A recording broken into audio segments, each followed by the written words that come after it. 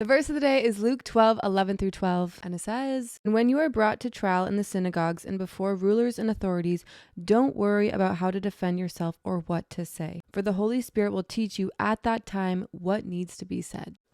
I love this verse, you guys, because it speaks so much to my story. If you know a little bit about my story, my biggest weakness, my biggest fear used to be my voice, speaking, owning my opinion, knowing what to say. Fear of saying something wrong was my biggest stronghold. And it's kind of why I say all the time that your biggest fear is usually your greatest superpower when you partner with Jesus, because when you partner with Jesus in the midst of your biggest weakness, his power gets to be made perfect in that very place. And that's how his glory gets revealed. I would not be doing what I'm doing today if it were not for Jesus in me, setting me free, speaking through me. I talk all the time about how most of the time I have no clue what I'm doing. I'm just pressing play and allowing God to do his thing. And it's when we have that heart posture of God, take over, do it through me.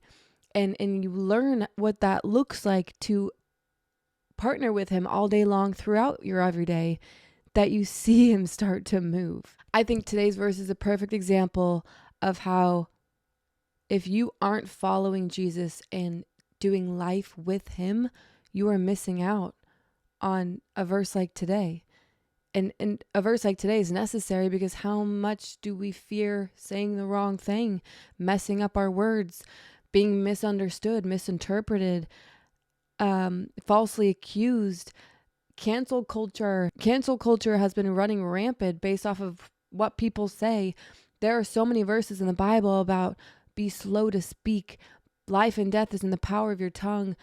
So much can cause damage through our words, but so much can cause life through our words when the Holy Spirit speaks through us. I think someone could look at a verse like today and be like, well, God doesn't speak through me. I struggle and I don't know what to say, but I don't feel like he speaks through me.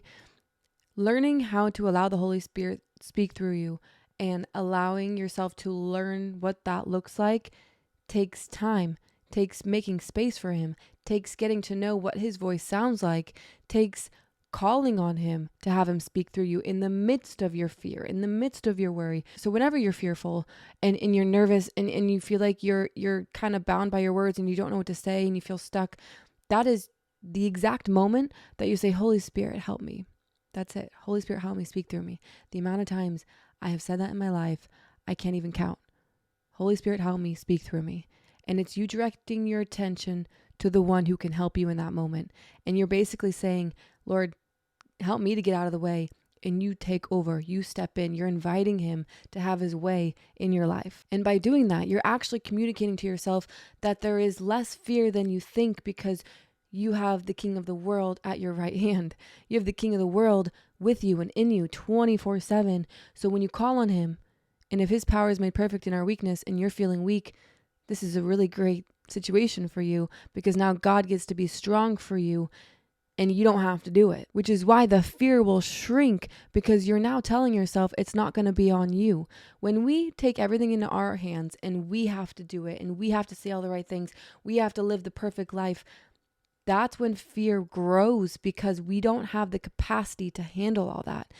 We put pressure on ourselves to maintain it and to do everything perfect, but that is a faulty standard because you and I will never be perfect. You and I will never always do it right.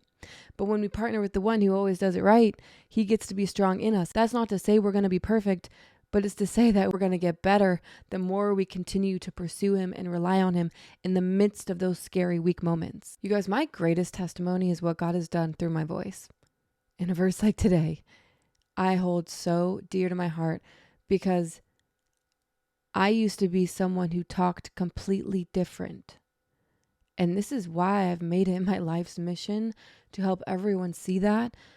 Because the things you think you're stuck in and bound in and the fear and anxiety that you're struggling with, so often we think it's just who we are and it's our personality. But a lot of the things that we think is who we are and our personality is really just pain that's linked to how the enemy has been talking to us and having a hold on us. And so when we break that off, we get freedom. We start to own our voice. We start to figure out who we are, what we were created to do. We see that it's God moving in us. We start to see that the more we grow with Jesus, the more healed our heart becomes because our heart is being filled up with his love. So the fear that we would tell ourselves when we're communicating or when we're afraid to say the wrong thing isn't as scary, because when we mess up, we don't need the approval of man. We already got the approval of the greatest man that ever lived, and that's all we need. And our security in him makes everything else okay if people disapprove of you, if people reject you. And in today's verse, Jesus is telling them that they are going to be persecuted. So many times in the Bible, Jesus communicates that the world is going to hate you. There are going to be people that don't like you. There are going to be people that misunderstand you. But don't worry, don't fear, because I am with you and I get you and I understand you. It says, for the Holy Spirit will teach you at that time what needs to be said. How do I learn what the Holy Spirit wants to say through me? We will never be able to learn what the Holy Spirit wants to say through us if we don't keep our attention on him in the midst of those moments. Because when we don't run to him for help, for what to say, then we're focusing on what we should say, putting it in our hands. But when we're focusing on the Holy Spirit and calling out to him in the midst of those moments, we're going to learn as we give him space to speak through us what that feels like. I also love how it doesn't say that the Holy Spirit will give you the perfect words. It says the Holy Spirit will teach you. This is a learning. This is a journey of learning. I'm dyslexic sometimes. Jesus, heal my words. This is a journey of learning how to have the Holy Spirit speak through you, how to listen to what he's saying, how to let go of control and allow God to move. And similar to how I just jumbled my words, which I do all the time. If you guys only knew how many times I have to re-say things. God has gotten me to a place of not fearing the mess ups because he uses them and they're human. And none of us are meant to be perfect. He doesn't need perfect people.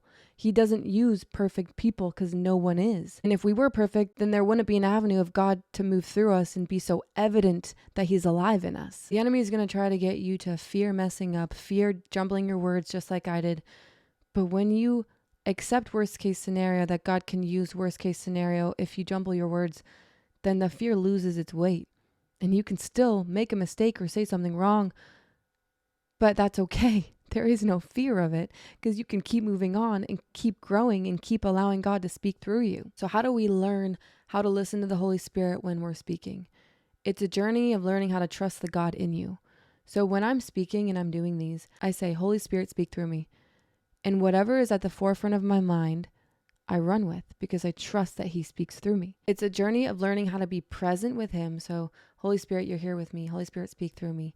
And then taking time to then give him space to put something on your mind, and whatever is on your mind, you run with that thought.